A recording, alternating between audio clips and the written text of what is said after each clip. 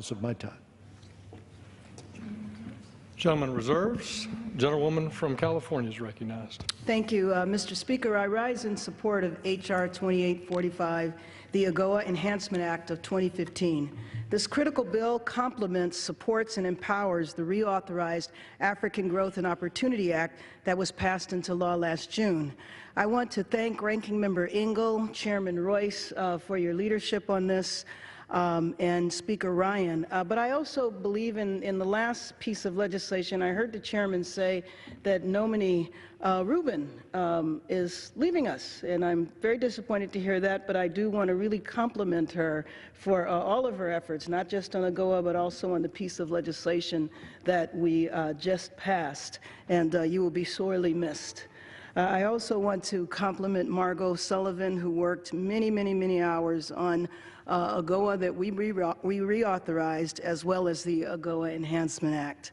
By way of background, AGOA is the foundation of the U.S.-Africa Economic Platform.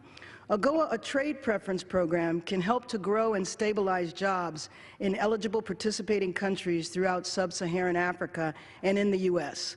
AGOA has definitely helped to increase African exports to the U.S., and it has also helped to raise Africa's economic profile in this country. Further, AGOA has helped to maintain and increase employment, generating approximately 350,000 direct jobs, 1 million indirect jobs in sub-Saharan Africa, and approximately 100,000 jobs in the U.S.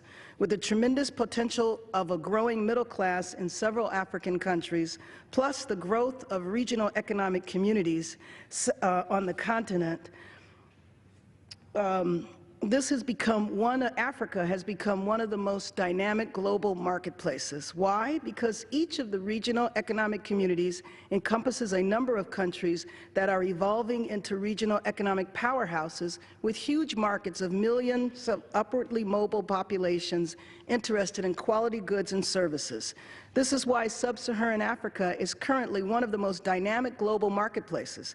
Countries such as China, India, Turkey, and the European Union recognize that doing business with Africa is increasingly critical and good for their bottom lines. Ironically, most African countries look to the U.S. to play a leading role in trade and investment with sub-Saharan Africa. Yet we hear repeatedly from officials, business people, and academics from the region that while several African countries do considerable business with other countries, they do so because these countries are seeking to do business with Africa. These same observers note candidly that U.S. products, maintenance agreements, and capacity building opportunities are by far more superior. It is with these experiences in mind that AGOA stakeholders in the House, under the leadership of Chairman Royce and others, supported the reauthorization of AGOA last year. This is also why the passage of the AGOA Enhancement Act, which strongly complements reauthorized AGOA, is equally as important. While the reauthorization is for 10 years, this was a giant step in the right direction. AGOA cannot live up to its full potential or be implemented as effectively as it must be without complementary legislation.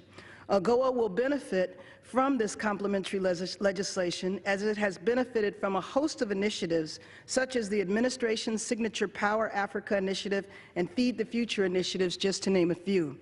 Arguably, AGOA cannot be fully effective without an increase in access to electricity in sub-Saharan Africa.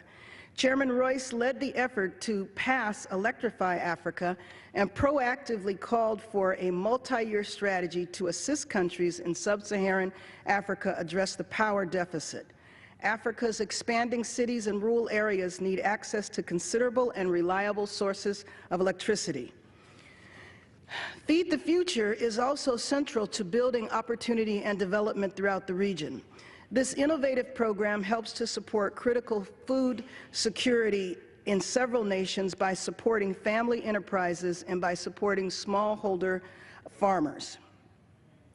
Local farmers are able to lower risk to their farms, increasing yields and productivity, and address threats posed by droughts, floods, and other natural disasters. The AGOA Enhancement Act helps to implement a more effective AGOA as it calls for the administration to establish an AGOA website to inform eligible AGOA participating countries about critical information and technical assistance. H.R. 2845 also encourages the administration to support regional trade development in sub-Saharan Africa by facilitating trans-boundary trade and providing crucial capacity-building skills for entrepreneurs. One of the most important aspects of H.R. 2845 was originally a separate piece of legislation that I authored and is now included, that enables eligible countries with Millennium Challenge Corporation compacts in good standings to enter simultaneously into one additional compact if the country is making considerable progress toward implementing the terms of the existing compacts. The other piece of this is that compacts can be used for regional economic integration. An example of MCC projects, I was recently in Liberia, and Liberia has an energy project that totals $201 million that will provide a new hydropower turbine to an existing facility, provide training to Liberia Electric Corporation employees, and help establish an independent regulator. In summary, by the establishment of an AGOA website, the prioritization of capacity training, and by encouraging greater regional economic integration, H.R. 2845 helps to promote and develop a stronger economic relationship between sub-Saharan Africa and the United States, creating increased jobs and a win-win for both. Once again, I thank Chairman Royce for his distinguished leadership on this crucial issue, and Mr. Speaker, I reserve the remainder of my time.